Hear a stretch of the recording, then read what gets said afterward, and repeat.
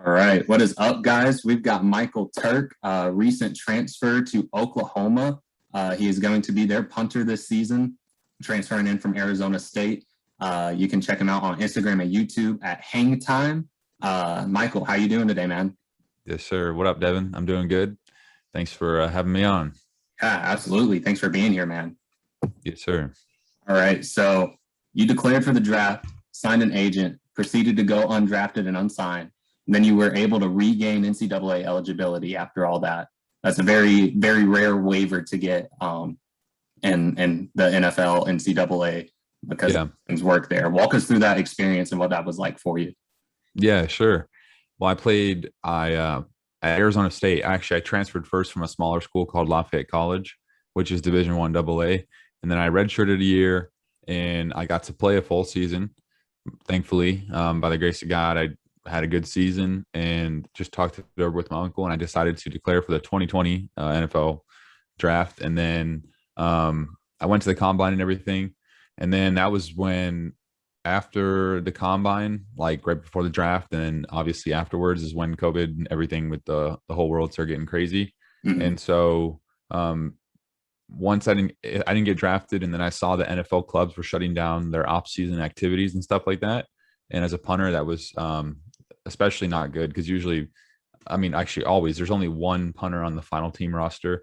And Mhm. for training camp, as a rookie, I'd have to come in and compete for a job. And so once the camp started shutting down and stuff, I wasn't able to go to any rookie mini camps or go as easily as normal to go try out for a team or compete and earn a spot. So I just filed a request to the NCAA to explain my reasoning why I could get my eligibility back. But usually that's impossible, because once you declare, you have to sign papers saying that you forfeit your eligibility. And I know Mhm. God can do anything, but this was a situation where it's like, yes, God can do anything, but I'm not going to go back to the fifth grade, because that just doesn't make any sense. And so, Yeah. yeah, it just doesn't make sense. But um, I decided to try, and I knew that if the Lord wanted to, He can make this happen, and thankfully He did. And they reinstated my eligibility because of they thought the pandemic was a one time, the first time that's ever happened in the NCAA era, and they said it was good enough reasoning to come back. So then I got to come back and played like 4 games there, and now I transferred here to Oklahoma for my grad transfer year. Awesome. That's so great that you were able to come back, like you said, by the grace of God. But Yes, sir. that was just such a crazy year last year, obviously, Hmm.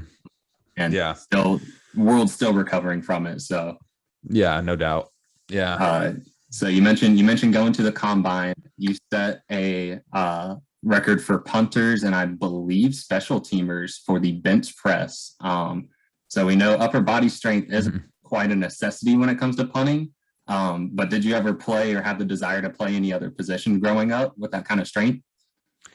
Yeah, it's definitely not a necessity, and I don't think the coaches cared too much. But I figured it couldn't hurt me, so that's why I did it. And originally I wasn't even planning to do it, and then I was just talking to my uncle that it was kind of a rough week, and I was like, you know what, I might as well just do it, because I know it can't hurt me. And um, I played safety in high school and grew up just working out and stuff, going to the gym, because I'm the youngest of two brothers. They also play football. And so I got dragged to the gym kind of like when I was in middle school, and just I liked working out. So I was like, you know what? I'll just do it. And that was kind of the thought process there. But definitely for punters, it's not that big of a deal. It doesn't really matter how much you bench. Hmm. Right, right. Yeah, that's still crazy. You got yourself an NFL combine record. Yes, sir. Uh, so obviously, I think we both know not too many kids grow up wanting like watching football, wanting to be a punter. They don't see the punter and think that's the position I want to go to. Um, and y'all are doing like the dirty work pretty much. So when did you first gain an interest in punting? I know it runs in the family. Got a brother and then an uncle that was in the NFL, right? Yep. Yeah. So when did that become an interest to you? Yeah, I played. I kind of had the same thought process as a kid. I didn't really want to be a punter necessarily. I punted like for like our elementary school. We had a PAL team, Police Athletic League, and I was the punter. And that was a long time ago, obviously, but I was good then. But then in high school, I was like, I want to be a quote unquote real football player. So I decided to play safety, and I dealt Mhm. with a lot of injuries and stuff. It didn't turn out. And then because of the injuries, I had like no film. and I knew I still wanted to play college football. So then I was like, you know what, I'll try the family trade. And my brother punted at Notre Dame and signed with the Jets and then got cut. But my uncle punted 19 years in the NFL. So I just decided to give it a try my gap year. And then I did fall in love with it once I started going out there each day. And it was really hard. I didn't really make much progress for the first few months, honestly. But every now and then I'd hit a good punt and I'd be like, you know what, maybe this is possible if I just am diligent enough in my work. And then I started loving it because then really it's just punting, just kind of like a craft that you learn. And I saw it as a extreme challenge. And I was like, you know, if I could do it once, I could do it again as long as I put in the work. So my gap year is when I kind of fell in love with it, and just thankfully it's worked out. Awesome. That's dope. Yeah. Like we said, the kids don't really see that, but I think once you get older, you realize like that's something that has to be done. And I think Mhm. once those people start picking it up, they realize how fun it can be. Because Yeah, for I sure. started trying to pick up punting and kicking in quarantine, and not too great. Didn't put in as much time as I should have if I wanted to get good at it, but it still was Mhm. fun. Yeah, yeah. So, And punters usually, um, not a lot of people know or understand what it is. And I think throughout the course of a game and a course of a season, having good field position goes a long way. But it's just you don't notice as much as maybe obviously like a receiver catching a touchdown or something. But it definitely right. can impact the game just more low key. Yeah, absolutely. So what's your longest punt, either in game or just practicing around that you know of? I know you had a 75 yarder in one of your games. Yeah, in a game that's the longest 75. Just practicing around. I mean, if we're counting the roll, that's you shouldn't really count the roll because then I mean that's like 100 150 yards or something stupid like Yeah, that. But um, in the air, close to there, I've hit a 80 yarder. nice. That is Yeah, awesome. so hopefully we can get that in a game. Oh yeah, definitely. We'll be ready to see it. Yes, sir. Lord willing, we'll see. Oh yeah. So this might be an obvious answer based on your Instagram handle and your YouTube channel name, but as a punter, do you value hang time or distance more? I know in a game they correlate, they got to go together, and it depends on field position. But if you had to pick one, which one do you value more? Yeah, I would say you can't really just pick one because if I had a 6 second hang time and it only went 30 yards, that's not really a win. But um, I guess if I had to pick one, I would just say hang time. So that way we're not getting guys returning the punt for a touchdown and all that. But obviously you need good distance too. Otherwise the hang time Right. doesn't really, it's kind of pointless. Right, absolutely. Yeah. So as I said, that 75-yard punt that was part of a incredible game for you. You set the NCAA single game record for average punt distance, and I know you hold many school records at Lafayette and Arizona State now. How does that feel knowing that your name is currently in record books, especially like an NCAA record book where that's been going on for over 100 years now? Yeah, I would say it's cool mostly because I know where I came from punting and how it's really more been a spiritual journey for me, how the Lord just saved me. You know, I was dead in sin, living worldly, and God saved me. And it seemed like an impossible task to start punting after the three ACL surgeries and never punting in high school. And so for me, it's just a good reminder that, you know, with God, all things are possible. And not so much myself being, oh, I have a record, but more so just wow, that's crazy how the Lord can do anything through people who just trust in Him and rely upon Him for strength and power. And so that's a good reminder for me for sure. And also, it's not good to dwell on because I haven't done anything here at all at Oklahoma. I haven't punted in one game, and the goal Right. is Lord willing to punt in the NFL.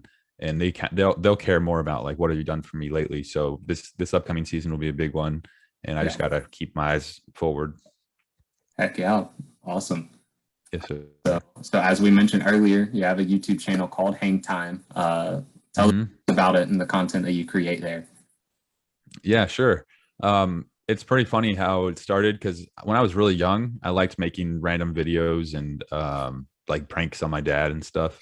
And I got like no views. I got like 5 views a video, but I posted like 5 to 10 times on that YouTube channel a long time ago. And then I had no desire to make a YouTube channel or make videos. But then one day I was actually watching like a preacher in, I think he was in South America, and he was like street preaching and stuff. And then he had like a link in the description to a GoPro, like the camera he used. And I was like, I used to have a GoPro when I was younger. So I was like, maybe I'll order a GoPro and just see if I can record anything biblical teaching or stuff like that. So I ordered a GoPro, and the plan was just to make Bible studies and videos like that. Maybe like talking to kids on campus about evangelism, like about the gospel and stuff. So evangelizing. But then I took my GoPro with me one day to football, and I didn't think much of it. I just decided to like vlog my day kind of. And on Mhm. my YouTube channel called Hang Time, um, I wasn't really getting much traction at all. But then when I took my GoPro with me to football, I posted that video, and that video got like 1,000 views. And I was like, oh, wait a second, people are interested in what I'm doing like on my day to day basis as a football player. And then so that's when my content kind of switched to. I realized that there already are like a good amount of channels who just do maybe faith based videos or Bible studies and stuff. But I was like, if I'm a college student and playing football and people like to see that, I might as well leverage that for an audience and then do live stream Bible studies. So now I just do like football type videos or challenges, random stuff maybe that my viewers would be interested in, like sports, and then do live stream Bible studies. Hopefully once a week at least, to still incorporate um, just the word in my videos. And then even throughout my football videos and stuff, I'll just, people can kind of get to know my personality, and I'll maybe mention the Lord or something in at least in passing in those types of videos too. So it's been pretty fun so far, and I'll continue to try to make videos. Right now, I got to be focused on football, obviously, Oh yeah. and I don't want to get too distracted. But if the Lord, I'll try to pray about it, and if the Lord wants to continue to grow my YouTube channel, that'd be cool. And maybe in the years to come, we'll see like what my content will be, and if it's actually a viable source of income too. Because and now with the NIL rules, like college athletes are able to um, sign with brands and stuff and promote products as long as they do it through compliance. So maybe I can do that too in the future. We'll see. Yeah, that would be awesome. So that jumps me to the next question that I have. Someone that is very familiar with the NCAA and not being able to make money off of their likeness. Donald De La Haye, Destroying. I've seen you upload some videos with him. Y'all hang out a lot. How did y'all meet, and what's your relationship like with him? Yeah. Well, I'm in Oklahoma now, so we're not gonna be able to meet too much, but he's a kicker, and he is not on a team right now, but he still does videos related to football and sometimes kicking. And Right. kind of the kickers and punters know each other. And he lived in Arizona, and I was the punter at Arizona State. So one time he went to my friend Christian, he was the kicker at Arizona State. He went to his dad's house because he had a football field in the backyard, and I came with, and I met him. And his my brother actually was his old roommate at UCF too, funny enough. So he kind Okay. of knew of me too, just in the punter space because of the combine experience and stuff. And so we just met up, and then we got along, and we've kicked a lot together, and just became friends through kicking kind of. And then we decided I was asking him about YouTube videos and stuff too. Obviously, he's a very famous YouTuber. So Oh yeah. then he was like, sure, yeah, we can make a couple of videos together. And then one of my videos did good. Um, like better than normal for my small channel. I was punting footballs with helium in them, and it did really good. And I was like, dude, we should do a kicking footballs with helium on your channel. And so then I got to do a video with him doing that. And That's then awesome. a couple of different ones. Yeah. So that was pretty cool. Yeah. Always great to be able to get that exposure too, because like y'all are friends, but like his YouTube channel obviously blew up. Yeah. Yeah. So that's great to be able to He's get that making, exposure yeah. too. Hmm. Um, so one thing that kind of like led me to finding you and figuring out who you are is how you proclaim your faith through your social media and everything. And obviously, I'm imagining you do that in your daily life as well. It seems like you do from the times I've been able to tune into live streams and stuff. You've touched on it a little bit, but how has your relationship with God played into your career as a football player? Yeah, for sure. It's definitely the most important thing.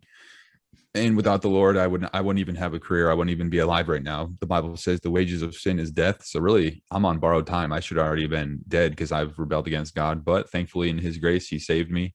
And now, the goal for the Christian is whatever you're doing, do it as if you're serving the Lord and for His glory. So, with punting and kicking or anything else I do, hopefully I'm aligning my desires with what God wants me to do. And I wouldn't be able to punt or do anything if it weren't for the grace of God intervening in my life. Because when I was like a teenager, I was like rebelling and living in sin. And I knew about the gospel when I was a kid, but then I turned away. And so thankfully, God drew me in by his grace when I was around 16 or 17, and just been following him since.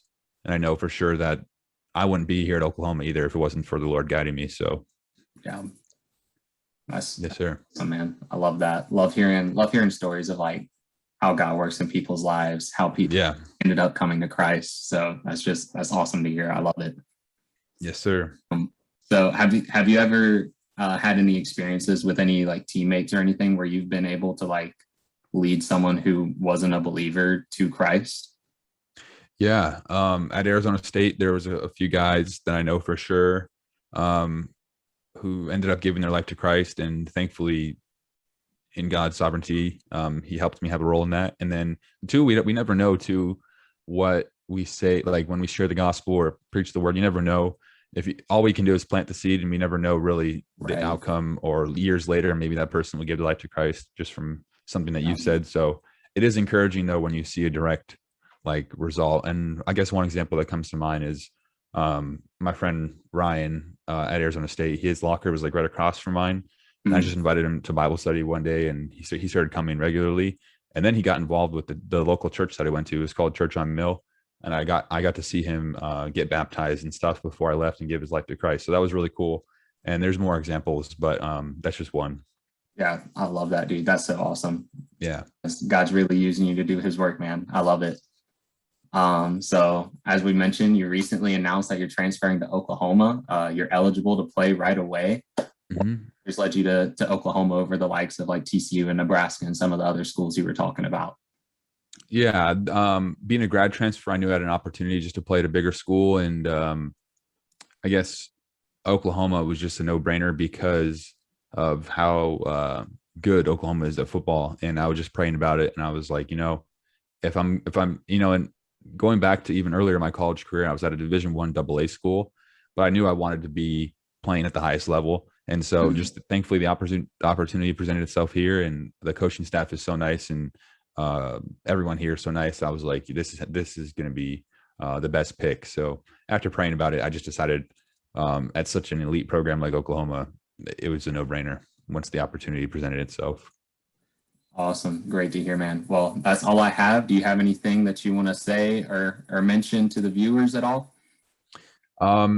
Nothing pertinent that comes to the top of my mind, but yeah, I would guess a question for you. What about for you? I mean, I know you're doing YouTube, and what's your plan for your YouTube channel, or for what do you want to tell people? Like, what's your YouTube channel about? So my YouTube channel is currently, I actually started it off. I wanted to track my progress through kicking when I started that in quarantine last year. Yeah, Like I said, I just didn't put the time in. I was trying to work as much as I could because I worked at Chick-fil-A. So one of the few places that wasn't shutting down during quarantine. We yeah, got busier than we had ever been. Um, so I didn't really get the time to put into that. And then I just kind of fell off of that. Figured out that I really wanted to go into something with sports broadcasting, interviewing, somewhere along those lines. yeah, That's what I've started focusing the channel towards. Got to interview Atlanta Hawks broadcaster Bob Rathman, so local guy, really great interview. Love talking to him. You're actually my second interview now, so I feel like this is a big one, important to me at least. I hope that everyone enjoys it. But that's the vision and the focus going forward, is being able to just interview people, talk to them, and get to practice just live interviews and everything like that. let's go. That's cool. Nice, Yeah, bro. thank And you. where are you right now? Are you what state are you in right now? We're at UGA, so we might be seeing y'all later in the season. Nice. Yeah, maybe so. They're a great school too. So we'll see how the playoffs shake out. Lord willing, Oh we yeah, go undefeated, and that'd be cool if we faced you guys. that would be dope. If I can get to that game, if it happens, I will be there. Yes, All sir. right, Nice, man. Well, bro. that's all I got. Thank you for your time, everyone. Go check out Michael on YouTube and Instagram at Hangtime on both of them. Take care, man. We'll be cheering you on this season, and horns down. Yes, sir. That's right. Horns down. Awesome. Thanks, bro. Appreciate it. Of Thanks for course. watching, Thank guys. you.